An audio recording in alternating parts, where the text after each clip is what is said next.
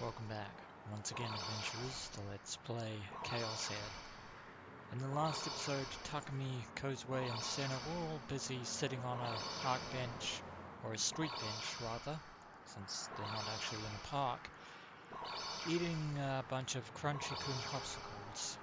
Of course, Kozue just had to go and lose hers, so Sena offered her own in exchange, and Takumi's ended up getting a prize. Whether or not a prize is a free popsicle or not remains to be seen. However, during that time, Sena was busy explaining just exactly what the actual significance of the D-swords were, as a sort of conduit for negative matter, and very much closely tied with negative emotions as well, which would explain Kozue and Ayase.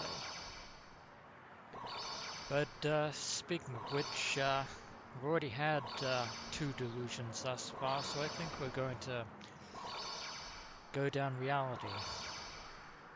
Besides, Sena really wants that popsicle stick of Takumi's, but she's probably annoyed at getting it from him of all people. I tentatively held the winning stick toward her.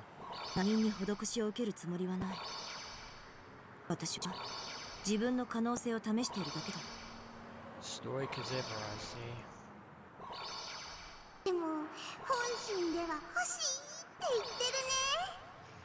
Unfortunately for Sena, Kozue is definitely picking up on her inner thoughts. あげますよ。僕、アリスはあんまり食べないし。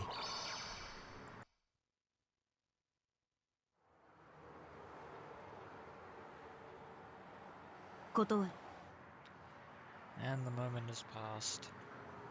She felled me with a single blow.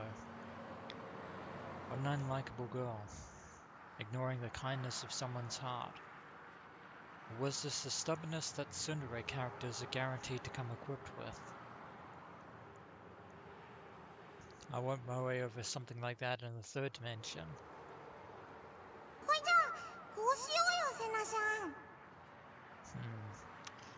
But it seems that Kozue definitely has something up her sleeve. Not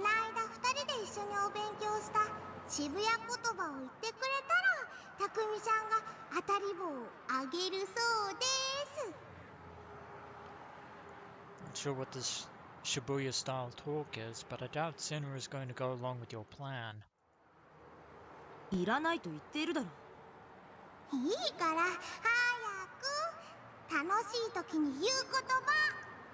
Kozue, of course, being utterly persistent as usual.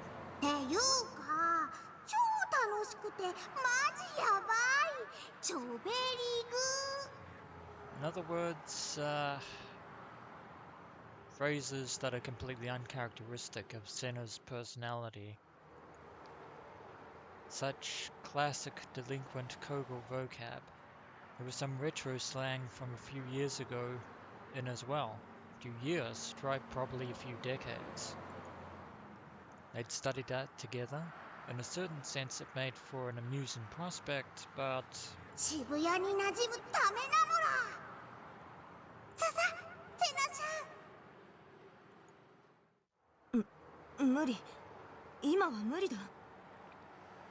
Wait, you're telling me that you actually practiced that with Kozue Sena?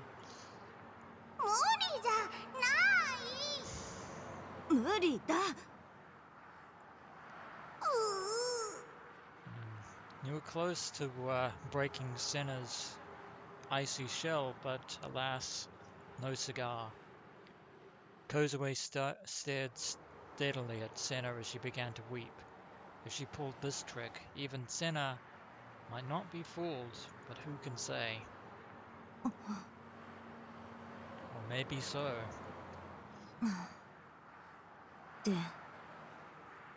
ていうか超楽しくてちょべりぐ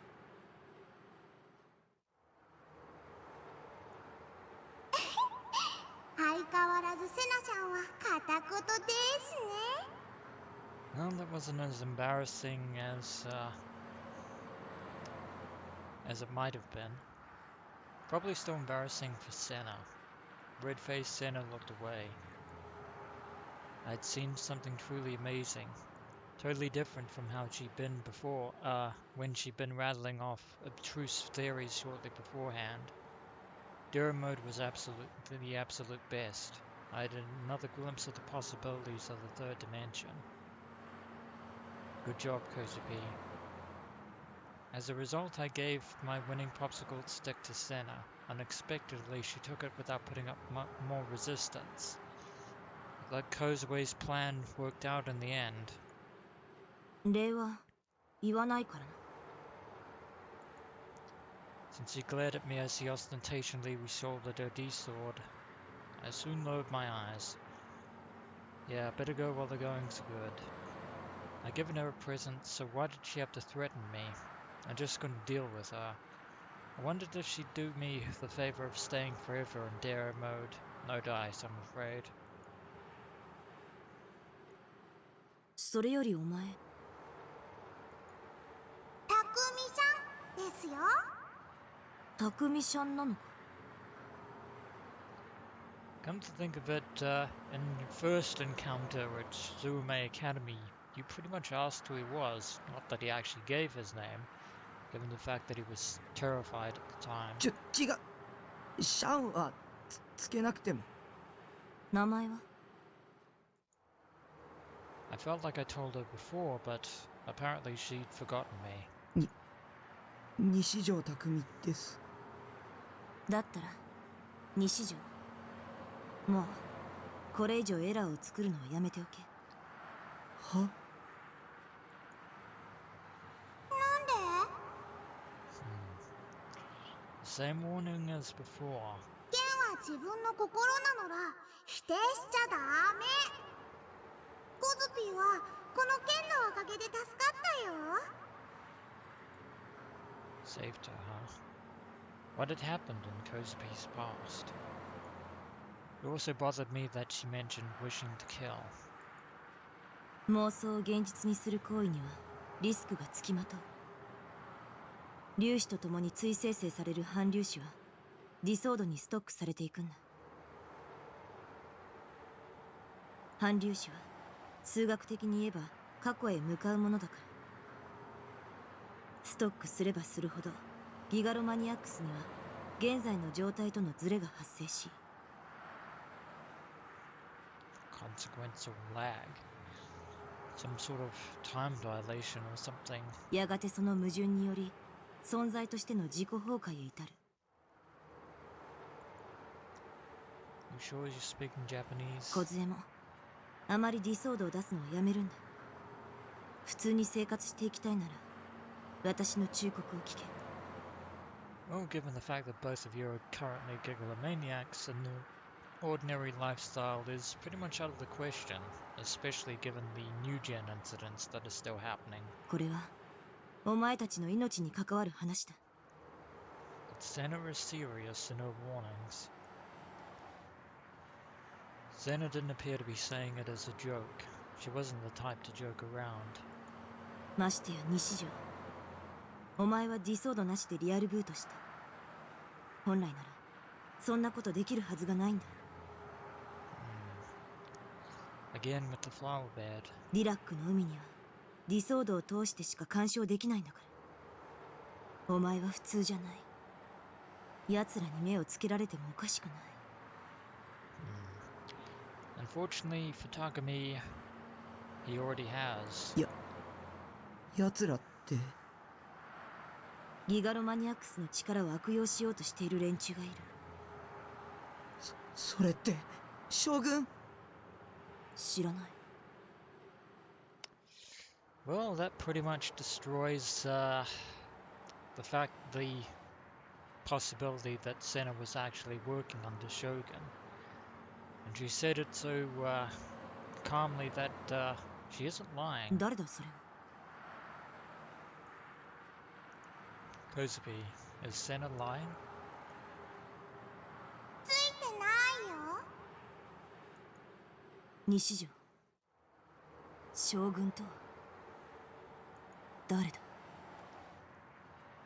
The chill in her voice made me shudder. Naturally, I couldn't bring myself to meet her eyes. She seized my shirt front. It became hard to breathe. Well, now you've gone and done it. Why was she so violent? Had I done anything wrong? そいつは40代ぐらいの男か。Uh, hard to say. Given the fact that he is, pretty much a boy who, has the appearance of a gaunt old man. 違うよ。小さなじいさんだよ。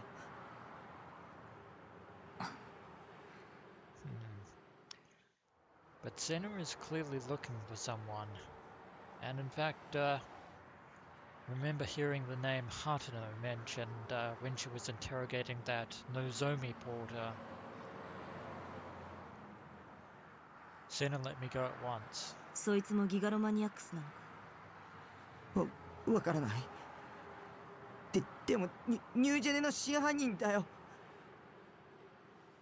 Though can we actually prove that? 真犯人だと。Sena laid her finger against her chin and lapsed into thought. Yeah, a pretty direct accusation. One that even Sena can't refuse to ignore. A volatile atmosphere, unidentifiable anxiety. Sena knew something. What the heck was it? Who were the people trying to abuse the power of gigalomaniacs? あ、そうだそうだ。3人で記念撮影しましょう。ほらあれ。 And of course, Kozue breaking the tension by trying to change the mood. Kozue abruptly piped up in a cheery voice, pointing at something. It was the arcade next to the police box. If we were to take a commemorative photo there, it would inevitably end up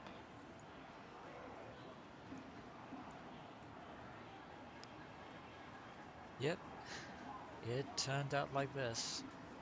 Kozue looking normal and happy, Takumi looking anxious as always, and Sena completely nonchalant, although not cold-hearted in this photo. たくみさん、ほら真ん中。いや、僕 Oh は。wait, they haven't taken the photo yet. セナさん、横見てたらダメです。私はこういうのは。コズピーだって初めてなのだ。時々。Obeying the on-screen instructions, Kozue kept pressing the buttons without obtaining our consent. Before Sena and I had time to mentally prepare ourselves, a voice came out of the screen. はい、ポーズ。パシャッ。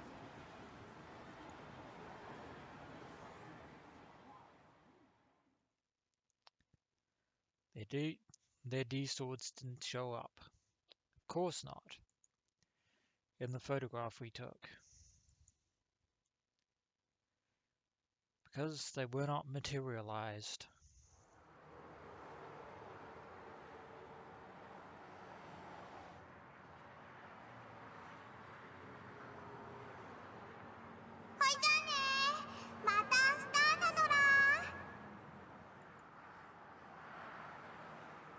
Kozue raised her hand a little shyly, then vanished in the direction of the station turnstiles.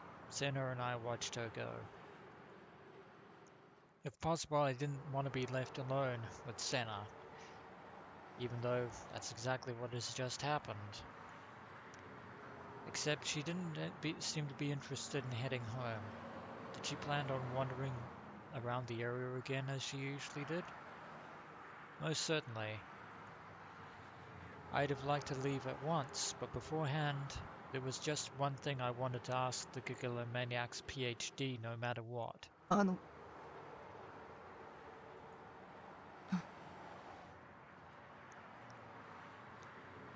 Even if I called out to her, Sena retained her ill-humoured expression. It had been better when Kozue was here, but she remained off-putting. heart thumping. I asked my question, deciding to assume my voice had reached her. コズピーの心の声もギガロマニアックスの能力なの？ I didn't expect her to give me an answer. Whatever the case, I figured it would end with her going, and laughing at me.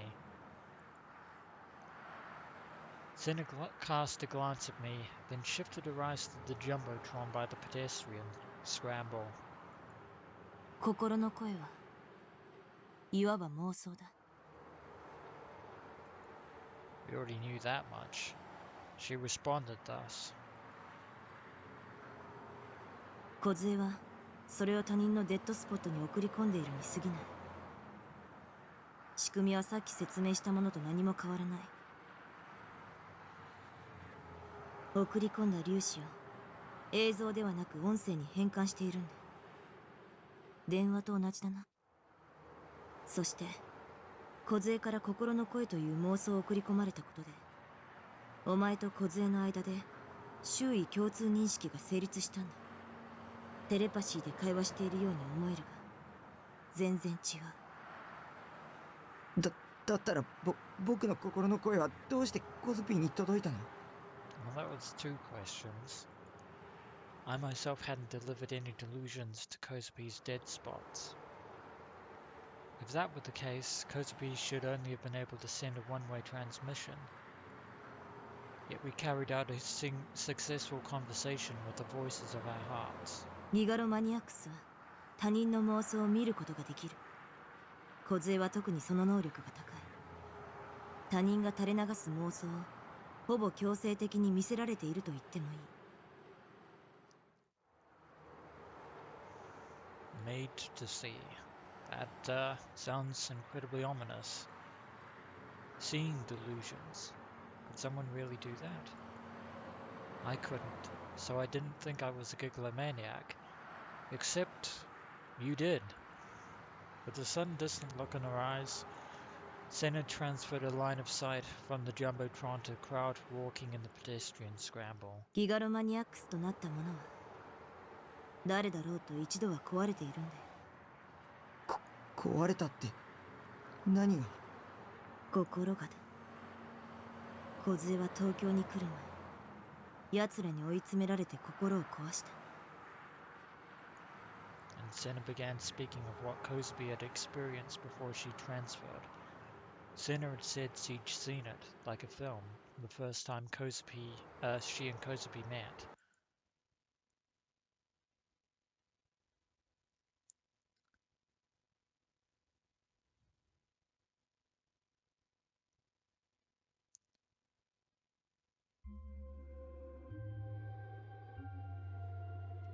Since an early age, Kozue had possessed a unique predisposition to see into others' hearts.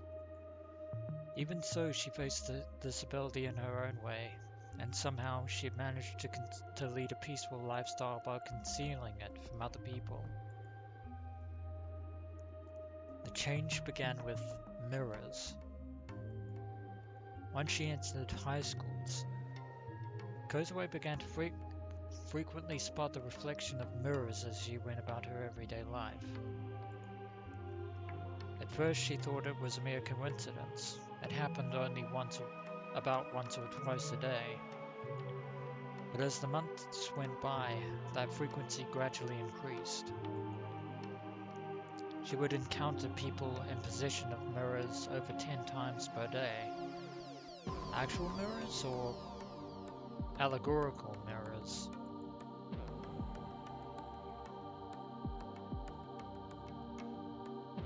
Excuse me, didn't want to sneeze into the microphone there. Those who encounters themselves were nothing special, since you saw people on the road carrying mirrors, or students in the same grade as her fixing their makeup in the bathroom. Nothing more. Whether it was coincidence or something intentional, the reflection in the mirrors almost inevitably struck her eye. At last, all who bore the mirrors, all of them, began speaking to her in voices containing insinuating laughter. They called out to Kozue in her heart, asking, "Who are you?" In her classroom, in the school building, on the way to school, while she was shopping, such people appeared wherever she went. There wasn't any particular person. On the contrary, there were different people each time. But to Kozue, everyone holding a mirror began to seem suspicious. Everyone laughing insinuatingly began to seem suspicious. At last she began to have the hallucination that even those without mirrors were asking her, "Who are you?" She became borderline neurotic, and those eternal voices clung to the depths of her ears, refusing to leave. One day, Kozue faced a mirror reflecting her and murmured,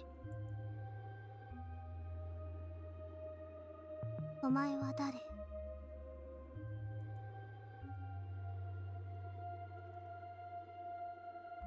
The instant she spoke those 3 words, Kozue became afraid of no longer knowing who she was. A girl with the same face as her called to her from beyond the mirror. お前は誰? Ever since she ceased speaking, she became unable to look at mirrors. Despite that, the demands of "Who are you?" continued to reach her. She could no longer even tell whose inner voice it was. A broken fax machine, incapable of blocking incoming transmissions. Considering the conditions set by her unique predisposition to hear the voices of other people's hearts, there was nothing she could do about it. Kozue's heart went to pieces.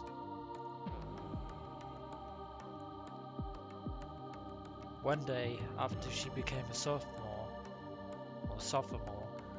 during after-class cleaning, 3 sophomore girls whispered something to each other while using hand mirrors to put on makeup in the classroom. Mirrors and insinuating laughter. And the calls of "Who are you?" she thus came to hear. Were they actually the inner voices of her 3 classmates? Or else one of Kozue's oral hallucinations?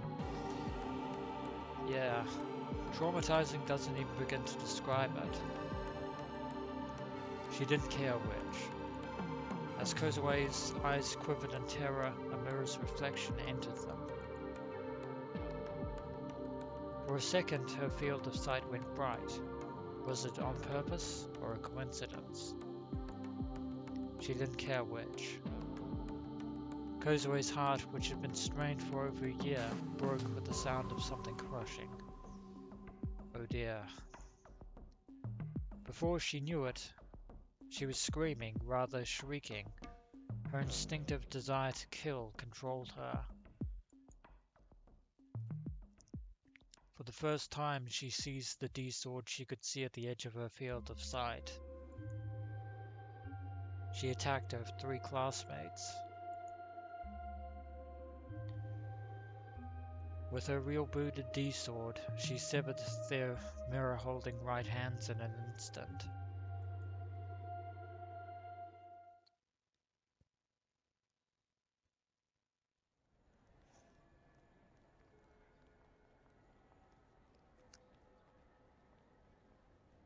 Well, that was, now we know the truth behind Kozue's abilities, and much more besides.